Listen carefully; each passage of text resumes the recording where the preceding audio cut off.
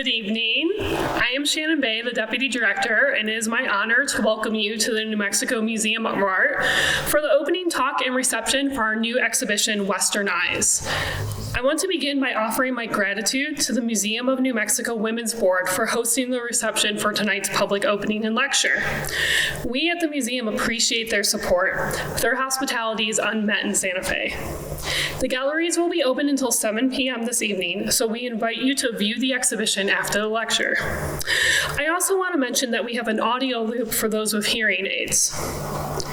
Now it is my pleasure to introduce our presenter for this evening, the Curator of Western Eyes, Christian Waguespack. Christian has served as Curator of 20th Century Art at the New Mexico Museum of Art in Santa Fe since 2017, where he has organized over a dozen exhibitions and conducts research on the museum's collection, focusing on modern art and art of the American Southwest. Please welcome Christian.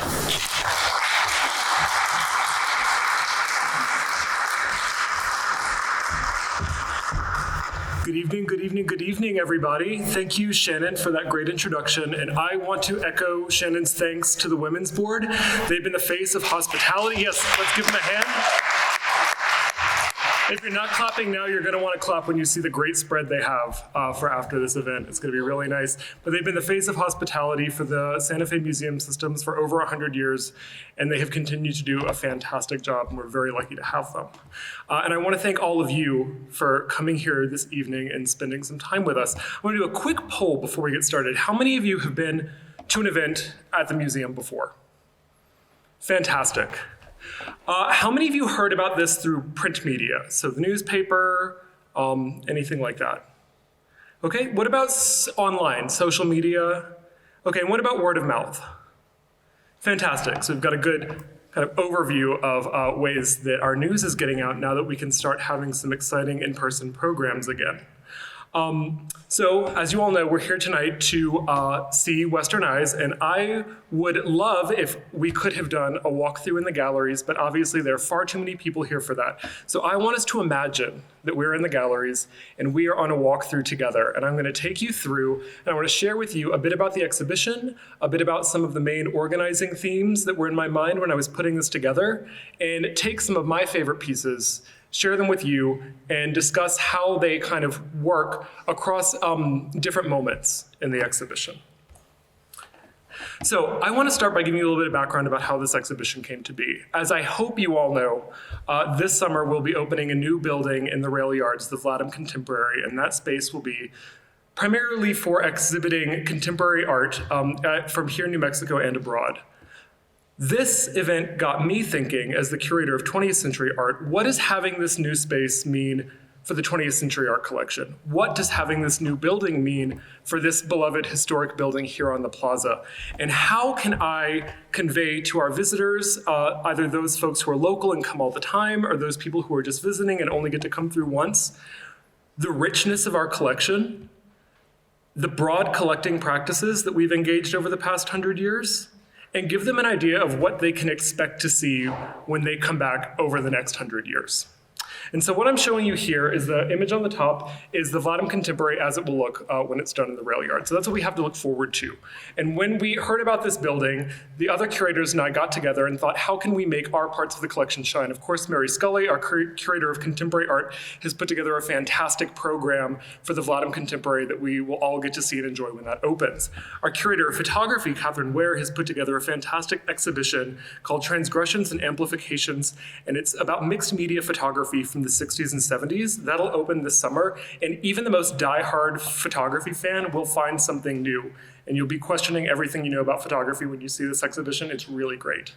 And I got to kind of open this trio of exhibitions with Western Eyes, where I wanted to put together something from our historic collection to give everybody an idea of what the scope of that collection is, some of the key organizing principles behind how we've built this collection over the past 100 years, and what you can expect to see in terms of the way that we're programming this collection and interpreting this collection moving forward. And I wanted to start with this image by Joseph Henry Sharp. It's Portrait of a Taos Indian. It's one of the very first paintings that you're going to encounter when you go into the gallery space after this talk. And as I'm sure many of you know, Joseph Henry Sharp was a prominent member of the Taos Art Society, which was one of the very first artist communities to settle here in New Mexico in the first part of the 20th century.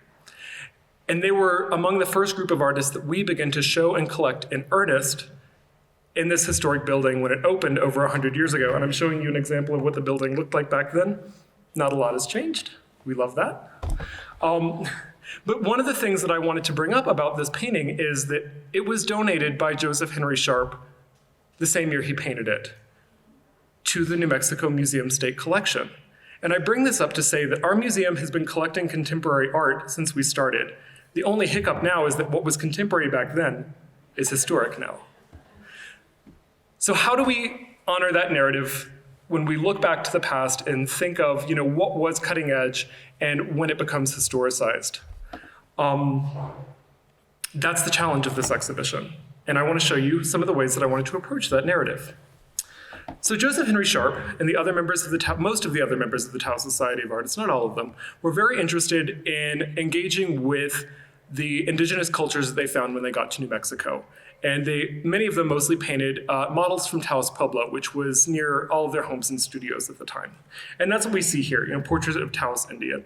This idea of artists in the United States looking to indigenous cultures was one of the key thematic moments in American art history during this time. Joseph Henry Sharp and many of the other Taos Society members studied in Europe, but while they were there, they were getting a little disenfranchised with European subject matter that they were being asked to paint. And one of them said something, I'm paraphrasing, but if I have to paint another windmill, I'm going to jump off a bridge. And they wanted to come back to the United States, and they wanted to paint material that was distinctly American and put our best foot forward, saying to Europe, we have subject matter that is worthy of consideration too. And it's unique, and it's something that you're not going to get anywhere else. So when these folks landed in Taos, they thought that they had died and gone to heaven. They found this uniquely American place, this uniquely American subject matter, and that's how they decided to spend the rest of their careers, essentially. I paired this piece, when you go into the gallery, you'll see it's paired with this piece from our collection by Diego Rivera, Indian with Braid. And I did this for a couple reasons. One, I wanted to show the scope of our collection. We have arguably, and I may be partial, but one of the best collections of Southwestern art in the country. Part of that is because the root of our collection was donated by the artists themselves. They were giving us the paintings that they wanted to define them in art history. So we've got some of the best examples of Taos Society artists because they were choosing what they thought was their best work and wanting it to land here for posterity. And Joseph Henry Sharp is a good example of that. But what we were doing here, and these ideas that are percolating in the United States, have always had connections to the rest of the world. And that's one of the key organizing points that I wanted to make clear in this exhibition. To, on the one hand, honor what is particular to New Mexico, but on the other hand, show you how these artists were never working in isolation. There was always an international arts community, right? Joseph Henry Sharp was studying in Paris before he came to New Mexico. We are dealing with many of the same topics that artists in other parts of the Western Hemisphere are dealing with, and that's why I wanted to bring in Diego Rivera. Because this idea of looking to indigenous cultures as a way to, for artists to define a nationalist moment, right? To make an art that is very much about a particular place in the Western Hemisphere was very popular. And Diego Rivera and many other artists in Latin America and Mexico in particular were involved in a movement called Indigenismo, where they were attempting to define what made, Mexico unique and separate from the rest of the world by looking at their indigenous cultures, which is very similar to what we were doing here in the United States. I wanted to put these together so we could make that dialogue somewhat apparent, but also call out some of the differences too. Joseph Henry Sharp was a very sensitive observer of indigenous life here in the United States, but he absolutely approached his subject from the point of view that was prominent at the time, that indigenous cultures in the United States were dying off, and he wanted to capture them before they went away. No matter how much he liked them, he didn't think that they had a very long shelf life, considering the rampant assimilation that most of the American government was pushing for. Meanwhile, maybe about a decade later in Mexico, you have this country, though there were certainly issues with authority in indigenous communities. They were looking to prop up their indigenous cultures as an example of what made their nation unique, and do that in a way that continued. So these are the kind of dialogues that I was hoping to pull out from some of these pairings in the exhibition. Jump forward another generation, and we've got artists like Fritz Shoulder and T.C. Cannon, who are indigenous artists. They both were involved with the Institute of American Indian Art here in Santa Fe. And they really flipped the script on the way that indigenous representation was being handled in American art. They were both of indigenous backgrounds. Fritz Shoulder taught at IIA. T.C. Cannon was one of his students. And they were interested in looking at the historic canon, the way that indigenous artists have been represented in American art by people like Sharp, and speaking back to those representations. So in both of these images, hopefully you can see the kind of repetition of established compositional form. And when you go into the gallery, you'll see that Fritz Shoulder's work is paired with a piece by Julius Rolshoven, where this, from about 100 years earlier, well, okay, maybe about 60 years earlier, but where the two figures essentially are taking the exact same stance, but what we know about voice and identity and agency now completely changes the way that we look back and see Rolshoven's portrait when it's paired with Fritz Shoulder's piece here called Super Indian. And Fritz Shoulder was interested in looking at indigenous cultures through maybe a bit of a more critical lens, right? He was done with the kind of romantic narrative that a lot of folks like the Taos Society were doing, and wanted to critique that a bit, sometimes playfully, sometimes quite harshly. But you could see here that on the one hand, he's engaging the art history of indigenous representation, but he's also engaging contemporary art of the moment through his expressionistic brushwork, the kind of painterly styles that he was using, very contemporary, but projected onto the history of indigenous representation to create something that is unique to the moment. And I should say that this piece is larger than life. When you see it in the gallery, this figure is going to be much bigger than any of you are. And that kind of scale, right, to give an indigenous sitter that scale and that presence in a gallery to make the viewer smaller is a powerful moment. His student was T.C. Cannon, and he taught his students at IIA to, on the one hand, rethink what this art history of indigenous representation was and speak back to it. But he was also very cautious to have his students not only look at the work of other indigenous artists working in the Southwest. So he wasn't interested in having them look back to, say, the Dorothy Dunn School or Pueblo paintings as inspiration. He wanted them to look to what was going on in the international art scene, European modernism, American modernism, bring that into their work, but make it their own. So again, just this repetition of the idea that art in New Mexico was never just about New Mexico. There were always these other influences. It was always an international scene. And that really shines in the work of T.C. Cannon. So here, on the one hand, we see this very traditional composition. And the work that he did for this series, this is Washington Landscape with Piece Metal Indian. He's working with historical photographs or historical paintings. But through his approach to color and form, right, we've got this very almost fauvish color where he's deliberately causing these bright and beautiful color harmonies and also kind of sharp juxtapositions of color that maybe we think wouldn't belong together, but when they get together on Cannon's canvas, they just sing. As a work of art, in terms of color, it's absolutely gorgeous, right? But he's taking this uncomfortable moment in American history and recontextualizing how we see these narratives. So with his Piece Metal Indian, what was going on at the time is that tribal leaders were invited to Washington to sign peace treaties, essentially.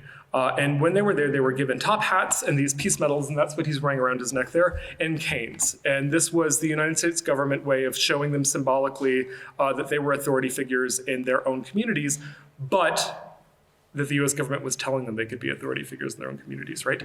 And then, as I think we mostly know, these peace negotiations fell through pretty quickly, and the only thing that was left were the hollow symbols of this negotiation. The peace medals, the top hats, but indigenous rights were absolutely, as we know, infringed upon. So inserting Cannon's voice and authorship here calls to mind ways that we need to rethink these American narratives. Now, I want to switch gears a bit and talk about the work of two of my very favorite artists in the exhibition and use a few of the pieces that you're going to see scattered throughout the show to highlight some of the ideas that I wanted to use to kind of guide how this show would flow. We've got, on the one hand, Katie Wells here on my left, so you're right, the black and white photo, and then Gustav Baumann is on the right, and they're both shown here in their studio looking, I think, actually very concerned to be there. I'm going to start with Katie Wells. I want to I want us to get to this painting here, Confused Memory, but I want to walk us through a couple other pieces of his that are either going to be in the exhibition or in our collection to help us land there. But a bit about Katie Wells, for those of you who don't know. He grew up in a wealthy family in Connecticut. He studied in Japan. He was interested in Japanese brushwork, and that was his first kind of formal training as an artist, going to Southeast Asia and Japan. He wanted to, really kind of study with a Japanese brushwork master. He went to a few classes, found out that he thought that it was actually a little bit harder than he expected it to be, studied Bonzeki for the rest of the time he was there, and then came home. But he kept this kind of lyrical brushwork style throughout most of his early career, and I'm going to show you an example of that. But when he was going from California back east, he drove through New Mexico, landed up in Taos, ended up in the clutches of none other than Miss Mabel Dodge Lujan herself, and like many others, ended up staying here for the rest of his life. The story is a lot more complicated than that, and I hope to tell it to you all one day, but now's not the time. This is the kind of work that he's, I think, best known for, and this is kind of the first phase of his work, and hopefully you can all see the influence of East Asian calligraphy and brushwork. Some have also kind of read musical elements into this, but it's a very light, very airy, kind of sparse approach to doing landscapes, which was his primary subject matter during this time. I'm pairing it here with Andrew Dasberg, which was one of the modernist artists who was in Mabel Dodge's circle, working in Taos, that he studied most directly with. And one of the things that I particularly really love about Katie Wells is that he kept kind of starting to study with people and then realizing that he didn't really want to do that. He wanted to do his own thing. But I think one of the people that we can say clearly that he did study with was Dasberg, and learned a lot from Dasberg. And they continue to have a very good relationship for the rest of their time, out here in the West. And hopefully through this comparison, you can see the aesthetic similarities between these pieces and the kind of modernist sensibilities that artists were looking to explore here in New Mexico, right? So abstractions of the landscape, a lot of movement, a lot of energy. But in some ways, very bright, very airy. I think that we would look at these and think, yes, very good. This is a great New Mexico representation. And I should say that Dasberg, it's in our collection. It's not in this exhibition, but there is other work by him in our permanent collection upstairs, so you can see that. But over time, Wells's style changed dramatically. And he went through several different phases. We don't have time to go through all of them here, but this is exemplary of the kind of shift that occurred in his work later on. So you can see, much more solid approach to working with his painting field. So he almost always worked in watercolor or gouache. He had a moment where Georgia O'Keeffe, I would say, essentially kind of bullied him into working in oil. He did a handful of paintings. I know of maybe 5 or 6 oils that exist. One of them is on display upstairs here at the museum. He didn't like them. He preferred watercolor, but he gave it a go and then let that go. But here he's engaging with the cultures of the Southwest, I think, a little bit more deeply than the landscapes he was working with earlier. And I think that many of the exhibitions on Wells featured those early landscapes a bit more prominently, and I think that often that's what we think of with his work. But letting Wells's story stop there is like thinking that you know Picasso, but you only know up to the blue period. I think he got a lot more interesting a little bit later. Here I'm pairing this piece with a piece by Eboyd. So when Wells landed in Taos, he not only met Mabel Dodge, he became very close with Eboyd, and Eboyd is the one who convinced him to stay. She actually offered him, to spend a couple weekends in my guest house, and I think he stayed for several months before he went back east, got all the stuff, and came back permanently.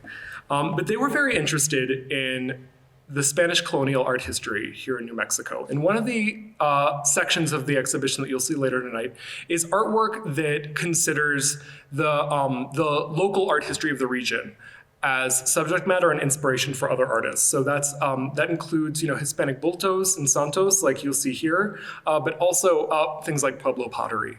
And Wells was an avid collector of santos. He was one of the most aggressive collectors of santos. He was independently wealthy, so he had a lot of money to go after these things. And Eboyd it was one of the first kind of major scholars looking into this work and studying it very deeply. Most of her papers are at Moscow right now, but she also contributed heavily to what would become the Spanish colonial collection at the History Museum. She guided Wells in his collecting practice. And if you ask Wells what the most important artistic contribution he made to New Mexico was, he would have told you it was donating his collection of santos to the state. As he was collecting these from folks in the early part of the 20th century, he promised these families that he would keep them in New Mexico.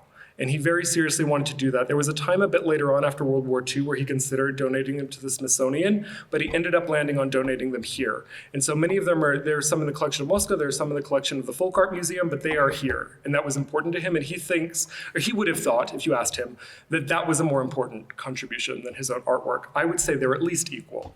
But I wanted to show you this as first to highlight that part of the exhibition where you were seeing artists looking at this history, right, and incorporating into their own work. One of the things that I love about Wells's representation of this material is the way that he really is able to impose his own personality on the paintings that he did. So unlike some maybe more anthropological artists, he isn't just copying these santos, right? He's focusing in on things like portraiture here. He's turning this sculpture into a character. He's giving it emotion, he's giving it weight and heft, and I think a deep kind of psychology that I really believe he was able to imbue in his work in a way that others weren't quite able to do that. So he was being inspired by this material, but he wasn't just copying it. He was taking it and doing more with it. Eboyd, on the other hand, she was commissioned through the New Deal arts programs to go and examine the material that she was studying. She was a scholar of Spanish colonial art, and they wanted her to reproduce it. So that these designs could be passed around, around the rest of the United States. During this time, there was a project called the American Index of Design, and there was a specific subset of that was concerned primarily with Hispanic design here in New Mexico. And so she was responsible with going to sites that she thought were important, primarily churches, but also she worked with a lot of bultos and santos as well.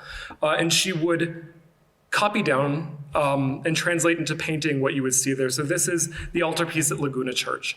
And what I think is interesting about this is that she would do these original paintings, but then she would take the black line work, and that would get turned into a lithograph, which is a printmaking technique for those of you who aren't aware.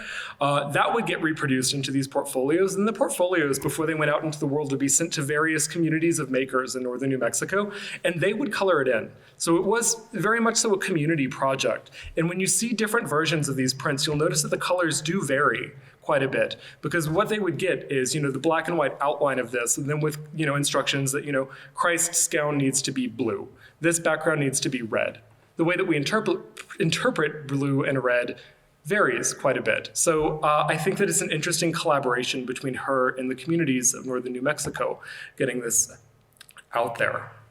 So two different approaches to this kind of particular inspiration that is the subject matter of one of the themes of this. The other thing that I wanted to call out was, Eboyd did this during the New Deal project. A separate section of this exhibition deals primarily with government-sponsored art in the United States and Mexico. During the 1930s and the 1940s, a great deal of New Deal art was made in the state, and our museum houses the bulk of the what has gone into public collections here. So we have a very robust representation of New Deal art, and I wanted to make that apparent in what we've got on the walls here. But Katie Wells wasn't just interested in what was happening, here in his own backyard. He was looking internationally for other kinds of inspiration. So Katie Wells served in World War II. He was a soldier. He served in Europe at the time. And while he was there, he became very fascinated, particularly with stained glass. At Chartres Cathedral particularly. And one of the things that he did when he wasn't, he was tasked with doing aerial map making in Europe. And during his free time, for whatever free time somebody might get in that situation, he worked with priests and community members around churches in Europe to hide artwork before it could be destroyed or looted. And then he would write back to the parishioners or the priests later when he got to the United States to tell them where it was hidden so they could find it after the war. So he thought obviously that artistic preservation was very important. But I think that one of the most impactful kind of artistic media in his later life was his exposure to stained glass. So after the war, he went back to France twice, specifically to spend a significant amount of time in Chartres, studying the stained glass there and translating that visual language into watercolor, which I think is pretty impressive. And hopefully you can see the influence of stained glass. And here I'm showing you the new Virgin window in Chartres, which is one of the more famous pieces of stained glass in the cathedral, compared with his study of San Ildefonso, which is, he would have made this after a bulto that he collected, but obviously you can see in the way that he's working with light and space in this piece, trying to make it look like a stained glass window as best as he could, working with the medium of watercolor, making the best out of that opacity and that glow that watercolor can give you, working with that thick black outline that comes from the aesthetics of stained glass, and even carving into the surface a little bit. And if you can see perhaps the hair in the figure he's carving out. So he really works in negotiation with his surface, laying down color and then taking it back out, and working back and forth was a hallmark of his practice. And he guarded his secrets, the way that he was able to lay down this watercolor to make it so to glow in a certain way. He didn't really share his techniques with many people, but he prided himself on being a master technician. And now to confused memory. This is one of the examples of abstract work that he started making in the 1940s. It's a smaller piece, it's watercolor, but again here you see these organic kind of floating shapes and designs where he's working back and forth in negotiation with his surface, laying down certain layers of color and then scratching them out. And he would work, his artistic table, if you went there, would not only be paintbrushes and watercolor, it would be dental tools, scalpels, dog hair brushes, and he had 3 really cute dachshunds, so he had access to dog hair brushes. And he prided himself on being able to paint, he would oftentimes work with brushes with just a few to 3 to 4 hairs, so precision painting on a very small scale. But whenever he came back from World War II, he came back traumatized. Katie Wells lived in Hakona, which is just, in the backyard of Los Alamos. And after the detonation of the atomic bombs, that really, after seeing the horrors of World War II in Europe and then witnessing the detonation of the atomic bombs, then living in the shadow of Los Alamos, he was obsessed with the idea of contamination and a fear of what was being produced in America's own backyard, and literally his own backyard. And his work got very dark very quick. And he began to experiment with the surrealist style. Here, this is called, again, confused memory. So it's talking about interiority, it's talking about psychology. But these works are meant to be a critique of what was going on in the United States. And he would fight bitterly with other artists, including Georgia O'Keeffe, about their work not engaging with what was going on in the moment enough. He thought, particularly artists working in New Mexico needed to be fighting against what was happening in Los Alamos, making work that heavily criticized what was happening in Los Alamos, which he called very, I think, ungenerously, the garbage dump of science. But he would write about looking at the plateau and seeing mushroom-shaped clouds in his head every day. So this particular work, which I think he would have seen as his mature work, so this is to go back to the idea of thinking of, this in comparison with those early, very lyrical landscapes, you see a world of difference. Here, bringing in abstraction, bringing in psychology, bringing in political critique, government critique, was important for him.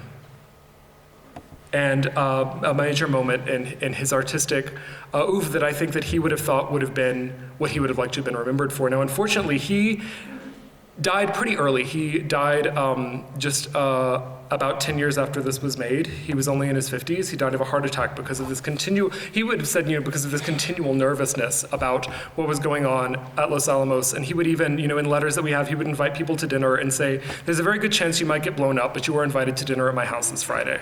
So a little bit of humor. He was very sassy, which we love, but working in this abstract contemporary mode to express to the world what he thought was really important about what art could be out here in New Mexico. And this showed pretty broadly. This kind of work was exhibited at the first exhibition of abstract and surrealist art at the Art Institute of Chicago. He showed regularly in New York, though notably not with Alfred Stieglitz, and that's another story. But O'Keeffe would help him organize exhibitions in New York. He was collected by Harvard. He showed in California. So he had a vibrant career, and he was very interested in what was going on in the modern art scene here. And he was heavily supported by artists like not only Dossberg, but Raymond Johnson, who, upon moving to Albuquerque, opened the Johnson Gallery at the University of New Mexico, which was the first space that was dedicated to abstract and non-objective art in the state. So this is to speak to that abstract narrative. You'll see 2 alcoves in the exhibition exhibition that kind of charts the history of abstraction here in New Mexico. Of course, starting with the Transcendental Painters group, but I wanted to focus on a few of these other people who came to it for more personal concerns and kind of more social concerns. Now I want to switch gears and talk about Gust Bauman. So I imagine that many of us here know Gust. He's become something of a cult hero for us Santa Feans, which I think is great. We have the largest collection of his work in the world here at the University of New Mexico. And he's best known for these lovely multiple woodblock prints of nature, essentially. So Gus was a German-born American. He was living in Chicago, went and studied in Munich. Importantly, studied at the craft school in Munich, not the fine arts school in Munich, though he could have if he wanted to. I think Gus primarily thought of himself as a crafts person, and he worked across a variety of different media. I think he's best known for these prints, as he well should be, because they are gorgeous. But he's done furniture. He did painting. He did marionette making. He did archaeological excavation, which we'll talk about in a minute. He was very much New Mexico's Renaissance man. If there was something he could get his hands on, he would start doing it. But this is on display in the exhibition. It's in our section that surveys our print and photograph collection. It's one of the few works that he made in Albuquerque. So the Sandias, as we know, is the mountain range in Albuquerque. And it shows his approach to nature and his interest in making these multi-layered blocks. So for those of you who don't know, in making these particular woodblock prints that he's best known for, every single color would require its own separate block, and he would carve it by hand. So some of these could include, 8 or 9 blocks. So whenever you're looking at one, I challenge you to kind of see how many different colors you can pick out, so you get an idea for how many different blocks he had to make. And sometimes, one block will be just as simple as a highlight on a tree. And he would hand carve these. We're lucky enough to have at least 2 complete sets here in the museum, but it really is a labor of love. His studio is across the street at the History Museum. He's a very interesting character. If you don't know him, you should, and if you do, we all love him. He got his start in New Mexico coming out to Taos. He didn't quite find himself at home at the Taos art community. And when he was leaving, he came through Santa Fe. He was on his way back to Indiana. And he met the curator here at the museum. And the curator said, "You have to stay." He said, as I think we can all kind of understand, "I would love to, I don't have any money." We've all been there. So the curator walks him across the street to the bank, pulls out $500, gives him a studio space in the basement, and bim bam boom, Gustav Bauman later on becomes our Santa Fe beloved hero. Here at the museum, he was working in the studio spaces that were available for artists, making furniture, which we have in the collection, which he would then sell to kind of fund his life here, and go on to make beautiful prints like this, interesting paintings. But we all know and love this Bauman. In this exhibition, I wanted to show you a bit of a different side of Bauman that you might not expect. So this is one example of another piece in the exhibition. It's paired with the Katie Wells Santo piece that I showed you earlier, and it's called Night Ceremony. It was originally called Pottery Shirts, but I'm interested in the way that Bauman is looking at the material culture that he found here in New Mexico. Like I said, he would sometimes go on archaeological digs, particularly at Frijoles Canyon. We have a lot of sketches that he did of the sites there and floor plans and records that he would make of what was found there. And one of the things, of course, that was found in abundance are pottery shirts. And that is the broken little pieces of Pueblo pottery, and we're going to talk about that a bit more in a second. But what I think is really fantastic here is the way that he's able to take this material and turn it into this beautiful all-over abstraction. Right here we see the influence of what was going on with kind of more avant-garde abstract pieces that broke down reality to give us this all-over plane of design. We see aspects of cubism, right? The idea that you can see multiple sides of something at the same time. Arguably the best way to do that is to smash it and flatten it out. Well, here you go. And when you look at this print in person, which you absolutely have to do, you'll see that he, the white bits, or what we read as white, he silver coated, so they shine. So you've got the interaction of light there too. These were done as kind of, began to look at the designs that these pottery sherds were making in archaeological excavations that he was going out on, looking at the way that people were illustrating them. And here's an example, on your far left, of the way that archaeologists would record what they found at these sites. So certainly we can get a sense of where his mind is getting this idea from to begin with. What I'm showing you in the far left is pottery shards as an end paper design. So as much as Gustav Bauman was interested in creating these finalized art pieces, he was very interested in design too. He didn't draw a line between what was art and what was design. He did it all. So these are a composition that he made from this series of inspired by pottery shirts that would book in, when you open up a book, it would be the beautiful design on the inside. And here in the middle, for those of you who don't know, this is an example of what pottery shards look like if you were to put them together in a certain way. So this is the inspiration that he is, this German artist, studied in Munich, working in Indiana, came out here, began to work on excavation sites and used that as his inspiration to create these otherwise very modernist compositions. And here I'm showing you a bit of the way that he works through his design and builds it. So, for every Gustav Baumann print you see, that's just the tip of the iceberg in terms of the labor that went into it. And our collection can attest to that. So on top of those multiple blocks that I talked about him carving, he would also do preliminary sketches for everything. He would do preliminary paintings for them and then have to map everything out. So, there were, at least, 8 or 9 steps that went in before he would even get to carving the wood blocks themselves.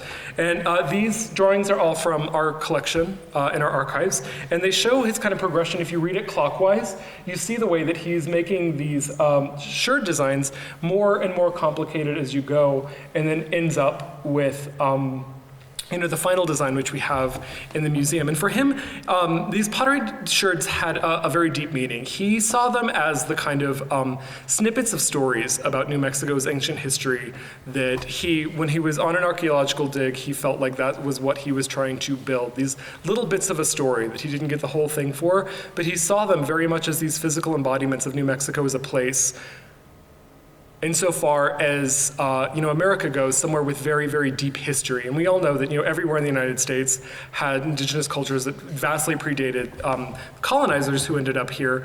But New Mexico particularly, the remnants of very ancient cultures are very easily accessed, particularly if you're the kind of young artist who grew up in Chicago, like Baumann did.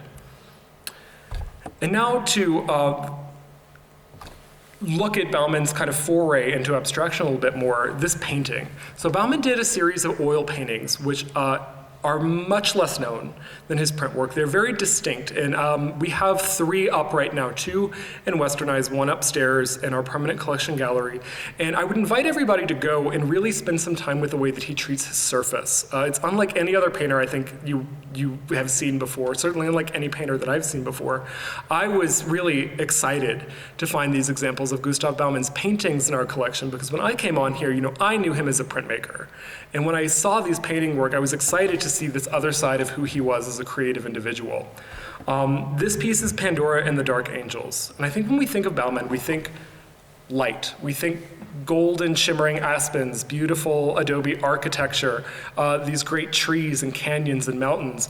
We also think, playful marionettes that he made with his kids, and we've got a large collection of that too. We think of a very fun guy. We don't think deep dives into the darkest elements of human psychology and making abstract paintings about the very entry of evil into the world itself. That is not something that I would have pegged as a Baumann painting. But lo and behold, here we go. So you can kind of see on the one hand, on the left, this somewhat like humanoid figure with this black box opening up and all these amorphous kind of amoeba-like shapes coming out. When you spend some time with it, you'll see the way that certain patterns repeat themselves in different places. So for instance, those 3 black dots get echoed by 3 silver dots there. And I think that this is his way of trying to figure out how you talk about the passage of time in a 2-dimensional work. I think that he's trying to represent the kind of echoes, the kind of seismic aftershock of Pandora opening this box as it moves through time, through the way that he's echoing these shapes but not having them line up exactly. One of the things that I really love about this is that he's not afraid to play with the surface of paintings, which we don't really see as much during this moment in art history. It's a little bit later that we see, modernist and minimalist talking about the literalist painting, talking about the way that paint works on the surface, talking about, the three-dimensionality of a 2D surface as something that artists should consider. But here we've got Gustav Baumann, Mr. Aspens himself, making these beautiful kind of silver undulating lines, and it looks like he's laid down string and painted over them. So the way that he's dealing with texture and light is incredibly advanced, and something that I think he needs to get credit for as an experimental artist working in the Southwest, and that we can kind of embrace as another aspect of his career that I think is very interesting. I bring this in to show you the way that he's interpreting this in his prints, which he's a little bit better known for. So here, this one's titled Hidden Meaning. So again, a kind of surreal, dark, quizzical, psychological questioning that becomes the title. But we see the same colors and the same shapes showing up again, but in the medium that he's best known for and a bit more familiar with. And when I was taking the docents through this exhibition, one of the questions that I got about this painting was, do we have anything else like this? And I told them that yes, there are prints like it, and I promised them I would show them this, so consider my promise fulfilled, docents. And I wanted to bring this in to show just another example of his foray into surrealism, that it wasn't just this one-off for him, that it was something that he was engaging with, thinking about, looking at what was going on in the broader art scene in the United States and Europe, and bringing that into his practice at the same time he's doing the kind of work that we know him for. So to really kind of drive home his versatility as an artist. This painting is called The Newcomer. We showed it in our last exhibition, Storytellers. It's from 1958, and I love it because on the one hand we see him playing with surrealist sensibilities, but on the other hand, just letting himself be kind of funny, which I really love about Bauman. So we've got here these two figures. One is a large kind of Zuni Kachina character. The other one is like a little Pueblo owl, and they're looking on in horror, wonder, disgust, I'm not really sure, at this giant orange contraption coming in from the horizon. Look at the way that leg is sticking up. It's almost sauntering in like some type of can-can dancer with these funny eyes. And I was very pleasantly surprised to find out that this is Bauman's painting of a sculpture that he made this year for the year being 1958 for the New Mexico Museum of Art, that was on display at the same time he made this painting. So he's making fun of himself a little bit, but also showing the way that he's interested in engaging and playing with modernist forms that are happening at the time, and thinking deeply about the way that this influx of modern artists coming to New Mexico sits within the cultural environment that already existed here for a long time. And that, even though we oftentimes, I think a little bit more than we should, like to pigeonhole these different artistic media, right? This is Hispanic art, this is Native art, this is, modern art.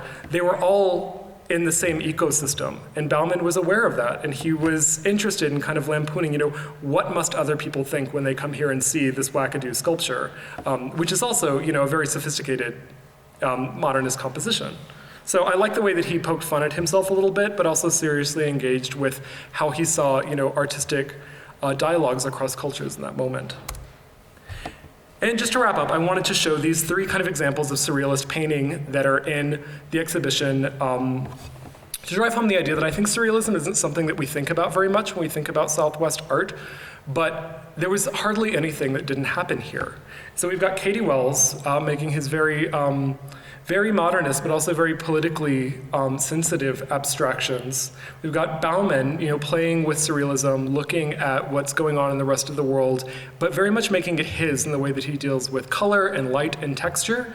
And when you see the surface of Bauman's paintings, you'll see that they all look the same. So even if the subject matter is completely different, you'll be able to tell a Bauman by the texture, by the way he lays down paint, by the way he's able to create these very interesting designs by, I think, maybe like dropping paint thinner onto the surface. But it's really beautiful and merits a very close look. So I would suggest you do that. And then here, Thomas Ben Ramo, who's given credit as being New Mexico's premier surrealist.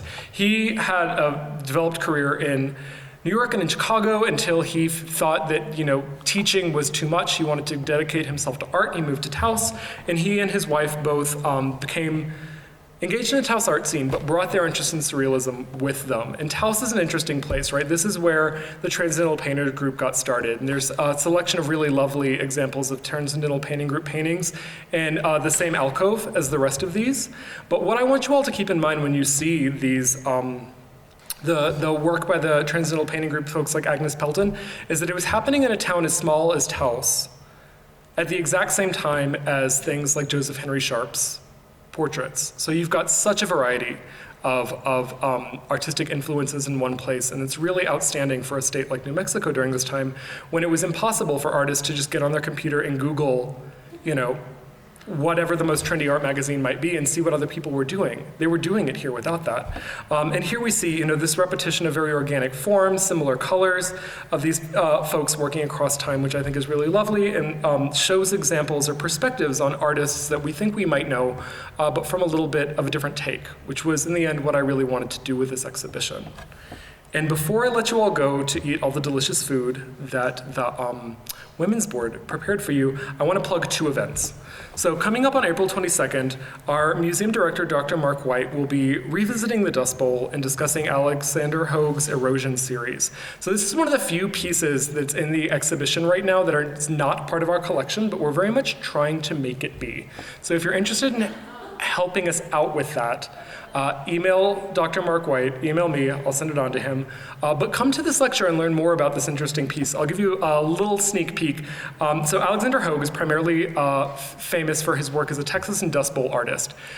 Today, I think we all kind of, hopefully, should be a no-brainer that we understand the interconnectedness of environmental factors, right? If you overplow an area, it's going to affect temperature, it's going to affect the way that the soil works. When it gets windy, you get a dust bowl, things like that. Cows die, snakes thrive. We don't want that. Well, I mean, no offense to snakes, they're great, but we want the cows to live. Hogue was doing that work in his painting and doing it very well. This is what he considered to be one of his best paintings. It was acquired by the French government, and at some point, the building that the French government was storing it in burned to the ground, and Alexander Hogue was heartbroken that what he considered to be his masterpiece was lost forever. So later in life, he finally broke down and thought, I've got to repaint this. I can't die and have this piece not exist anymore. So he painted it again. That's what you're seeing here. Now, after Hogue died, the French found out it didn't burn. It just got a little charred, but it was okay. So there are 2 versions of this. The French one they had restored, I think on this one the colors are a lot more vibrant, right? You can see that Hogue has maybe progressed a little bit. I think this is maybe a little bit partial. Don't tell the French, but I think this is the better one. But give it a look, and I have it in a section of artwork that talks about the way the different modern artists have dealt with the landscape here in the West. So it fits into the collection very well. And Mark White has published several articles on this. He's a Hogue scholar, and if you really want to learn about it, come hear him talk about it. On April 22nd, it'll be here in the Plaza Building at 5:30. And the other event that I want to plug is William Mortenson's Impure Photography, which is a talk by yours truly. This is in collaboration with Kate Ware's fantastic Ansel Adams exhibition that we have at the museum right now. So when you're done looking at Westernized, go upstairs and check out the Ansel Adams show. It will give you some examples of Adams' work that those of you who are Adams fans may find a little bit surprising. I think it's really exciting. But I wanted to do this talk because though I think most of us know and love Ansel Adams, very few of us have heard of William Mortenson. But when they were working, they were 2 of the most famous photographers in the United States at the time.